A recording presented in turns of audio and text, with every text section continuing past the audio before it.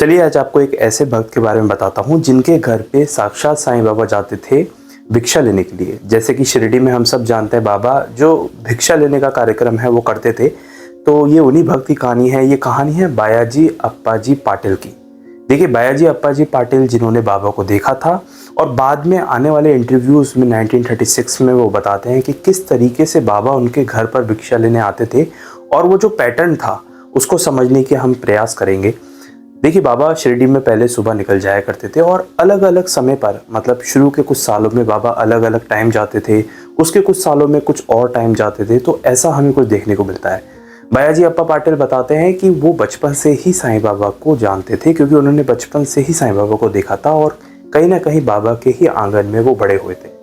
अच्छा, बाबा के बारे में वो बताते हैं कि जब बाबा भिक्षा लेने आते थे तो बाबा चौखट पर ही खड़े रहते थे। बाबा कभी भी घर के अंदर नहीं आया करते थे।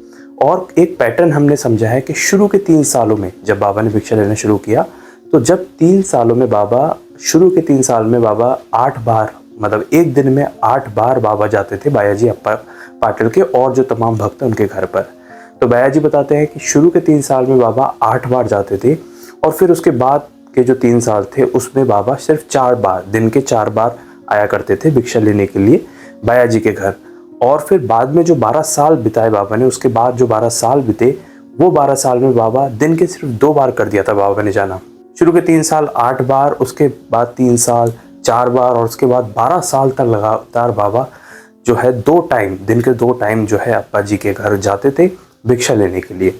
और उसके बाद आखिरी के 12 साल यानी कि 1918 तक जब बाबा भिक्षा लेने जाते थे तब बाबा जाया करते थे दिन के सिर्फ 1 बार। और ये जो पैटर्न है ये देखने में बहुत ही ज़्यादा अनोखा लगता है क्योंकि इसको मैंने किसी बुक में से पढ़ा नहीं है कि इसको बस ऐसी कैलकुलेट करने की कोशिश की। तो अगर हम देखेंगे तो ये 24-12-24-12 बनता है। और इसका कारण क्या था वो तो सिर्फ बाबा बता सकता है, लेकिन ये एक पैटर्न बन रहा है, एक सीरीज़ बन रही है।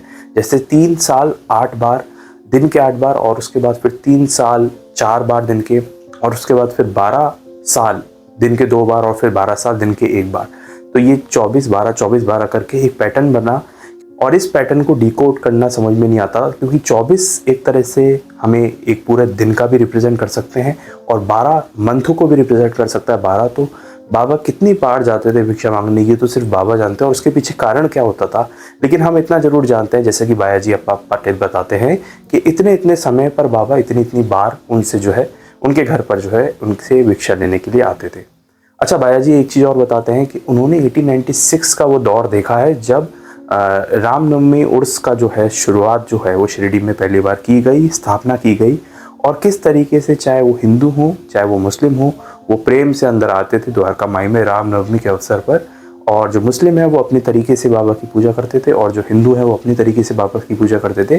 और बाबा ने उस वक्त से अलाउ कर दिया था भक्तों को उनके मस्तक पर चंदन का पेस्ट लगाने के लिए। वैसे बाबा रोज चंदन का पेस्ट हर किसी से नहीं लगवाते थे, वो महालसापति को ही ये सौभाग्य था और 1-2 भक्तों को जो चंदन का पेस्ट जो है बाबा के मस्तक पर लगाते थे। लेकिन रामनवमी एक ऐसा उत्सव आता था जब जो भी भक्त आते थे वो अपनी अपनी श्रद्धा से बाबा की पूजा अर्चना किया करते थे।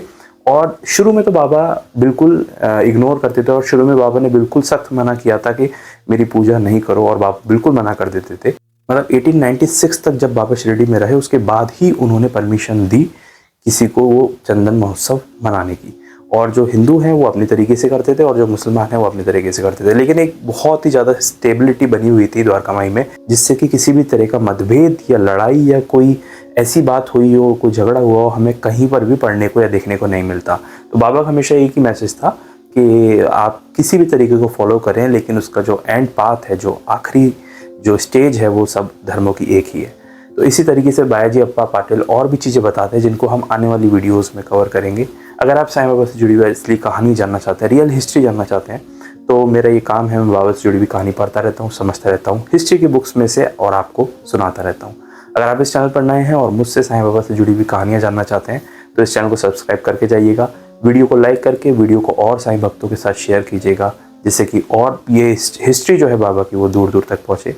अगर आप इसी तरह बाबा से जुड़ी हुई बातें जानना चाहते हैं तो जुड़े रहिए चैनल के साथ। मिलेंगे एक नेक्स्ट वीडियो में एक नई कहानी, एक नई हिस्ट्री के साथ, एक रियल स्टोरी के साथ। जब तक के लिए ओम साई राम।